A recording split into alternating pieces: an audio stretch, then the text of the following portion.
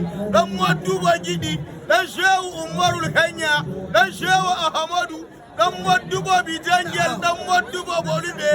Moddu Boloko, dan kabilan Bani Sillo, wato Sillibawa, asalin ku a gidan Dogo, dan Galadiman Kano Abdulkadir, dan Turakin Kano Muhammadu, dan sarkin dawakin tsakar gida Muhammad Bashar, dan wamban Kano Abubakar, ni hasken da sarkin Kano na gode. Duk sarkin da ke Najeriya, wallahi ba shi ya birni kananka, Muhammadu Aminu ga ka da kyau, ga ka da haƙuri, ga ka da juriya, ga ka da biyayya, ga ka da tsoron Allah, ga ka da san Muhammadu Rasulallah.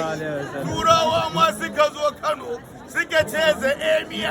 of Kano, Alhaji Aminu Ado Bayero, kana da personality,